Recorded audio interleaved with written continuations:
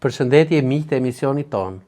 Sot do të flasim për një bimë mjekësore që më shumë anon me të vërtet në ato bimët e fuqishme kurative, sesa nga ato bimë që gjenë përdorim në kuzhina tona si një erëz aromatike ose si një aromatizuese e mishit e gjellës ose edhe si një bimë e cila ka fuqi të çuditshme mbrojtëse, pra një antioksidant i fuqishëm, e cila na mbron produktet që ne mund të marinojmë nga toksiciteti i tyre. Bima është rozmarina me emrin latinisht të saj Rosmarinus officinalis. Nëse do ta analizojmë, ros do të thotë ves dhe marinus i detit. Pra, është një bimë e cila rritet ose si një urë lidhse midis bregut të detit dhe tokës. Dhe rritet në ato toka shkëmbore të cilat janë të forta, mbajnë pak lagështirë dhe rritjen ose etjen bima e shuan me vërtet me vesën e mëngjesit të avujve të detit që kondensohet. E lidhur ngushtësisht me natyrën, kjo bimë është gjendur në zonat mesdhetare, e rritur tashmë jo më vetëm pranë brigjeve të detit, por ajo mund të themi që është përhapur anë e mban gjithë mesdheut dhe për vlerat e saj tashmë kjo është e përhapur edhe në pothuajse në të gjitha vendet e kontinentit, jo vetëm europian, por edhe në vendet e tjera. Për vlerat që ka, njihet si bima e shekullit të 21. Rozmarina, një bimë që të kujton me aromë, pra një bimë e gjelbër, mbi tokën e thatë me degë të holla, që duken si fijet e kohës, me gjethe të ngushta dhe të forta, pra po t'i shikojmë janë me të vërtet si heshta të vogla që mbrojnë sekretet e saj aromatike. Pra, sa e prekim, e vrasim pak, ajo të zgjodh diçka të lashtë në shpirt që tregon një urë midis tokës dhe kujtesës. Bima Rosmarina officinalis duket se ka në brendësinë e saj jo vetëm atë që etjen si thuash e shuar me vesën e mëngjesit, por është një bimë që qëndron e pathyeshme edhe në vapën e gushtit. Ajo vetëm forcohet. Rozmarina nuk është një bimë, është një kujtesë, një forcë, një qartësi në sistemin nervor. Cilët janë përbërësit kimik të bimës? Në brendësi të këtyre halave të vogla, ne do të vëmë re që ka 1 deri në 1.25% vajra esencial, ku përfshihet 1.8 cineole ose ekualiptoli, që është një komponent i ngjashëm me kamforin dhe me atë aromën e vajit esencial të ekualipsit. Ekualiptoli është i mrekullueshëm për të çliruar rrugët e frymarrjes.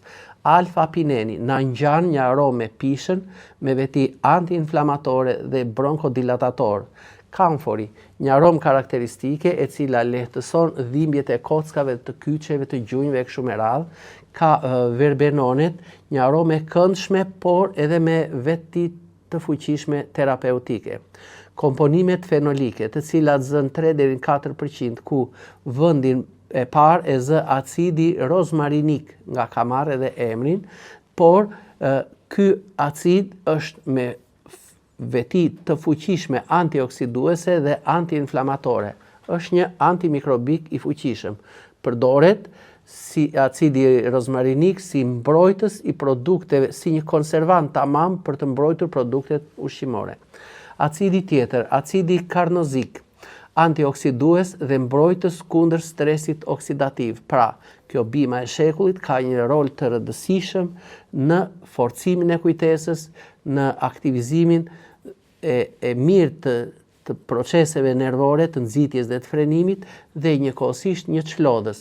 Rosmanoli është me veti antioksidante.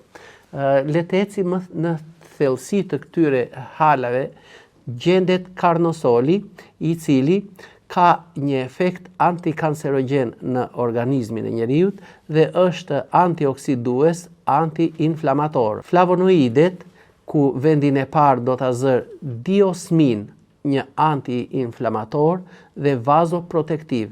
Apigenina, një antiinflamator, antioksidues dhe antikancerogen. me veti hepatoprotektive dhe anti-inflamatore. Pra, është një mikesh dhe një aleat shumë i mirë për pastrimin e mëlçisë. Taninet ose komponentët që na japin veti rrudhëse të saj janë astrigente, antioksiduese dhe antimikrobike, ndërsa saponinat që kanë veti zbutëse e tjera ndikojnë fuqishëm në forcimin e imunitetit të trupit dhe antioksidues. Prandaj është jo vetëm nuk është thjesht një bimë, por është një bimë me fuqi të çuditshme kurative për organizmin e njeriut. Përveç këtyre, ka edhe disa përbërës të paqëndrueshëm që kontribojnë në aromën si mykrenet, për shembull, nëse unë e kpusk për shembull këtë degën, kjo do të më japi një aromë sa një aromë si myshk, po ashtu edhe një aromë toke.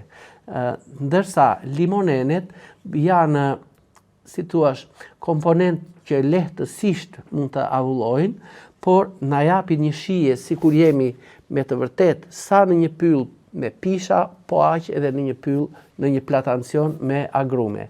Veç kësaj, ndodhen edhe pocymenet që e përforcojnë, si thuash, jo vetëm atë aromën e limonit, por një aromën e një platancioni me limona dhe portokalle. Dhe që të dyja këto së bashku me mykrenet i japin vajt esencial dhe vetë rozmarinës veti antibakteriale. Po cilat janë vlerat shëndetësore të rozmarinës dhe si do t'i përdorim ne për t'i marrë këto përfitime të këtyre fitokimikateve që ndodhen te kjo bimë. Së pari, ne përmendëm aty lart që është një bimë e cila përmirëson dhe detoksifikon heparin, mëlçin. Pra, duke i bërë këto rrugët biliare më të lira, duke nxitur që mëlçia të largojë toksinat, të uli atë nivelin e kolesterolit, atëre kjo është një bimë që duke më bërë një pastrim të mëlçisë, shfaq veti koleretike dhe kolagoguese. Është një antiseptik i mrekullueshëm i rrugëve biliare dhe mbrojtës i mëlçisë.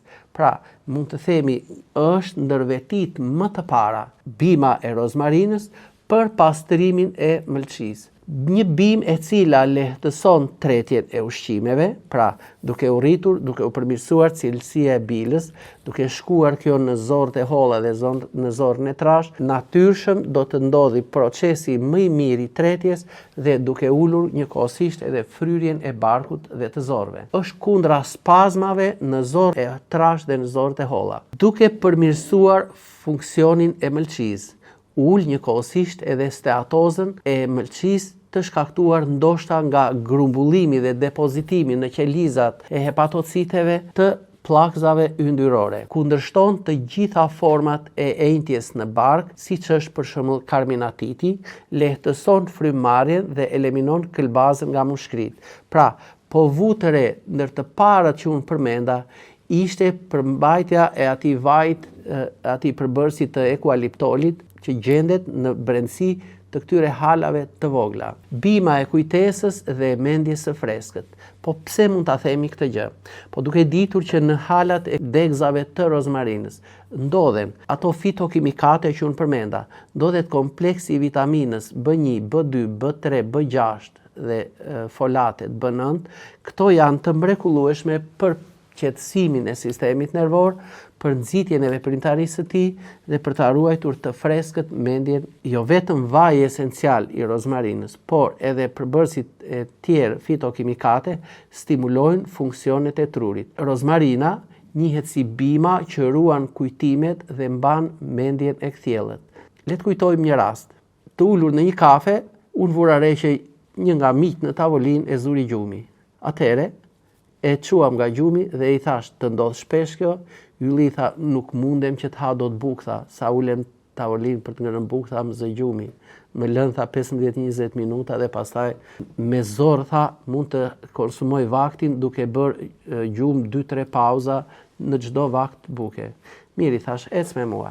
E mora, shkova i dhash këtë vajin e rozmarinës dhe unë vura e dija efektin e saj pasi e kishim provuar edhe tek pacientë të tjerë dhe ky njeri shpëtoi nga kjo me të vërtet jo sëmundje, por është një simptom që mund të na paralajmëronte për ndonjë sëmundje të mëvonshme.